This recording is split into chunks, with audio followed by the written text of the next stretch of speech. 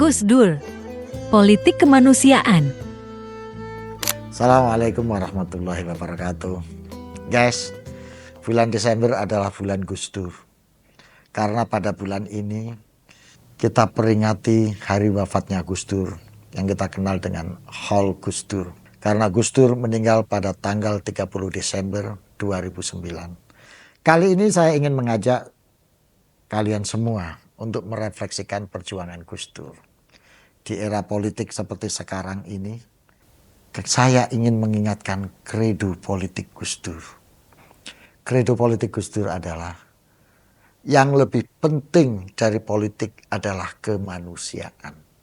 Dari kredo politik ini kita bisa mencatat bahwa berpolitik pada hakikatnya adalah memperjuangkan hak-hak kemanusiaan, menjaga harkat dan martabat kemanusiaan melalui penciptaan atau perwujudan dari kemaslahatan, keadilan, kesejahteraan.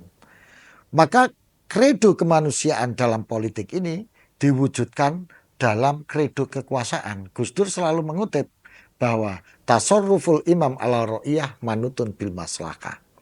Distribusi atau penggunaan kekuasaan terhadap manusia rakyat itu adalah demi terciptanya kemaslahatan. Artinya apa? Kekuasaan atau politik itu tujuan utamanya adalah menciptakan kemaslahatan bagi kehidupan manusia. Di tengah suasana iklim politik yang serba terbuka, kompetisi yang sangat ketat, kompetisi yang sangat terbuka, ada kecenderungan menggunakan segala cara untuk memperoleh kemenangan. Ada baiknya kita merenungkan kembali kredo politik Gus Dur itu. Bahwa kemanusiaan itu lebih penting dalam dunia politik. Kemaslahatan itu menjadi tujuan utama dalam berpolitik. Karena berpolitik tanpa dilandasi rasa kemanusiaan dan tujuan untuk menciptakan kemaslahatan, kita bisa terjebak kepada sistem politik homo homini lupus, menggunakan segala cara, melanggar segala aturan, yang direbut adalah kemenangan dan kekuasaan. Ini yang sangat ditentang oleh Gus Dur. Memang kita boleh berkuasa dan tujuan politik untuk kekuasaan. Tapi harus dicatat, kekuasaan itu digunakan untuk apa? Bagi Gus Dur, kekuasaan itu digunakan untuk kemaslahatan dan untuk penegakan nilai-nilai kemanusiaan melalui penciptaan keadilan, kesejahteraan, dan kemaslahatan dalam kehidupan. Ini menarik bagi saya karena kalau kita lihat fenomena yang terjadi akhir-akhir ini seperti yang saya nyatakan tadi, ada kecenderungan untuk mengabaikan kemanusiaan dan ada kecenderungan untuk melupakan kemaslahatan.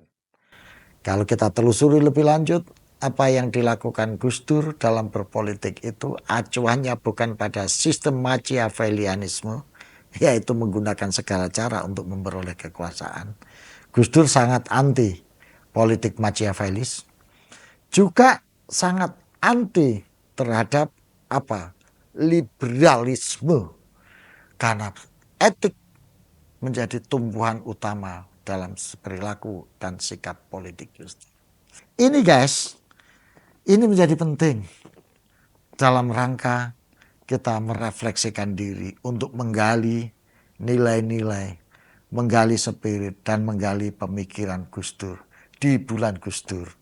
Mudah-mudahan kita semua bisa menghidupkan kembali spirit yang ada di Gus Dur, meneruskan kembali legasi-legasi yang sudah dibangun oleh Gus Dur.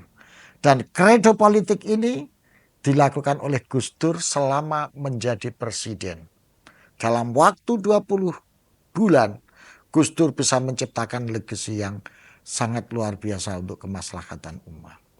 Legasi pertama misalnya, ketika Gus Dur menaikkan gaji pegawai negeri yang hampir 170% dari yang semula. Ini adalah dalam upaya Gus Dur menciptakan kesejahteraan. Yang kedua, kebijakan di bidang ekonomi misalnya. Kebijakan ekonomi Gus Dur adalah kebijakan ekonomi pemerataan, tidak semata-mata pertumbuhan.